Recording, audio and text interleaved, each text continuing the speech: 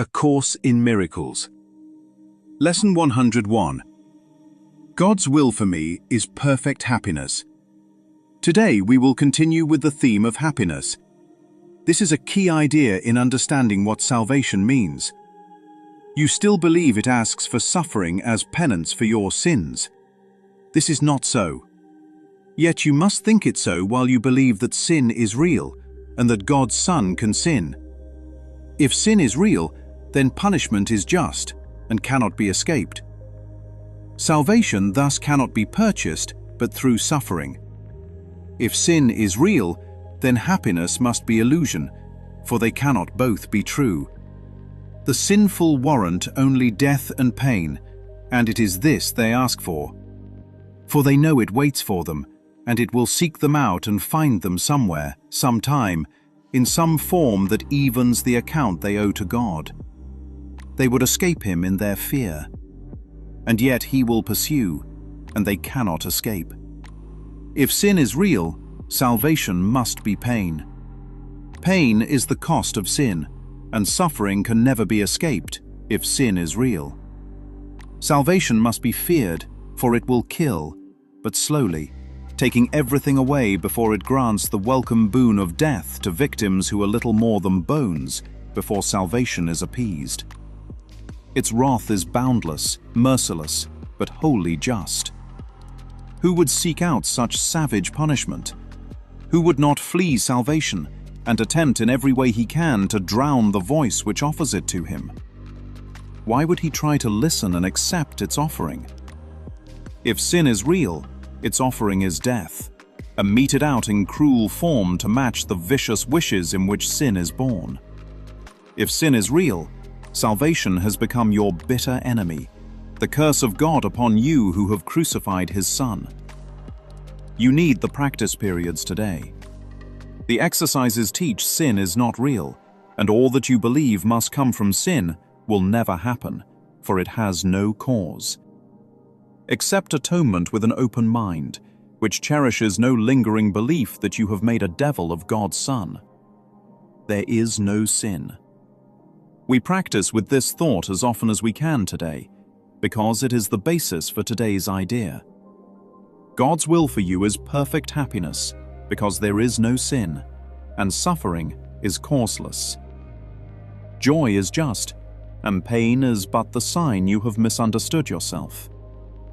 Fear not the will of God, but turn to it in confidence that it will set you free from all the consequences sin has wrought in feverish imagination.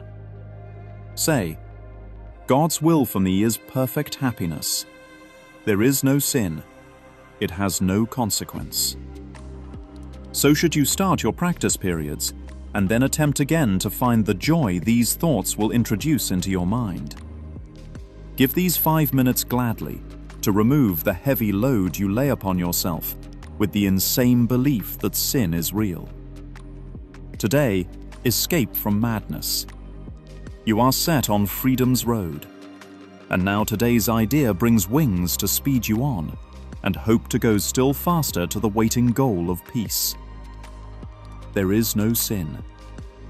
Remember this today, and tell yourself as often as you can, God's will for me is perfect happiness. This is the truth, because there is no sin. Lesson 101. God's will for me is perfect happiness. The prison that charged admission to leave. There was once a prison with no walls, no guards, and no locks. Only a story. At the center of it stood a man with a ledger, dressed in robes that shimmered like authority. He called himself the keeper of accounts. Everyone who entered was told the same thing. A debt had been incurred. No one remembered making it. No one could see the charge. But the feeling of owing was enough. So they stayed. The keeper would walk among them, whispering softly, convincingly, relentlessly. Your suffering balances the account. Your pain proves your sincerity. Endure long enough, and you will be free. And so they labored, Some dragged invisible chains. Some starved themselves of joy. Some wore guilt like a badge of honor, polishing it daily as proof of devotion. They believed the equation was sacred. Sin demands payment, and payment requires pain. No one questioned the premise, because to question it would mean the debt was never real. And that would mean the suffering had no purpose. And that felt more terrifying than the prison itself. Now, among them was one who began to notice something strange. No matter how much suffering was offered, the ledger never changed. No matter how much pain was endured, the balance remained the same. The keeper always nodded, but never closed the book. And then the thought appeared. Quiet. Dangerous. What if the debt was never there? The moment that thought was entertained, the entire structure trembled. Because if sin is real, then punishment must follow. But if sin is not real, then punishment has no cause. And if punishment has no cause, then suffering is not payment, it is performance. A ritual with no receiver, a sacrifice to an imaginary account. This is what it means that the sinful warrant only death and pain. Not because it is demanded, but because it is expected. The mind that believes in guilt will ask for punishment. It will seek it out. It will interpret every loss, every hurt, every delay as evidence that justice is being served. Because somewhere it believes it deserves it. That is the real prison. Not walls, not chains, but a belief so complete it manufactures its own suffering to prove itself true. And what of this terrifying idea that salvation must kill slowly, stripping everything away until nothing remains but bones? That is the ego's version of redemption, a God who demands depletion, a salvation that requires destruction, a freedom earned only after everything is taken. This is not salvation. This is annihilation dressed as virtue. It is the belief that peace must be purchased by becoming nothing. But the deeper recognition is this: nothing real can be stripped away. So what is being removed is not truth, but illusion. Not identity, but misidentification. The bones are symbolic of what remains when the false self is exhausted. Not because it had to suffer, but because it was never alive. Now look again at the keeper. The voice that says, "They will beg me for forgiveness." The one who positions himself as the gatekeeper to God. The one who turns guilt into currency and suffering into proof. That voice only has power if the debt is believed. Remove the belief in sin, and the entire system collapses. Because without sin, there is no punishment. Without punishment, there is no payment. Without payment, there is no transaction. And without transaction, there is nothing to mediate.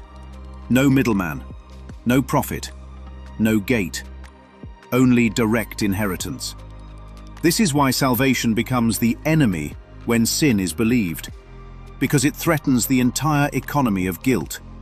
It says there is nothing to pay, nothing to atone for, nothing to suffer through. And the mind that has invested in suffering resists this fiercely. Because if suffering is meaningless, then all that pain was unnecessary. And that is the last defense, to protect the meaning of pain at all costs. But here is the release. The heavy load was never placed by God. It was self-imposed. A backpack filled with imaginary stones, carried so long it feels like part of the body. And the practice is not to remove each stone one by one. It is to realize the backpack was never there. That is why suffering is causeless, because its only cause is belief. And belief is not reality. So what remains? God's will for me is perfect happiness, not partial, not delayed, not earned through pain. Perfect. And perfection has no opposite, no consequence, no shadow, because there is no sin to interrupt it. The prison never locked the door. The ledger never held a balance. The keeper never had authority. And the moment this is seen, not believed, not hoped for, but seen, the entire structure dissolves.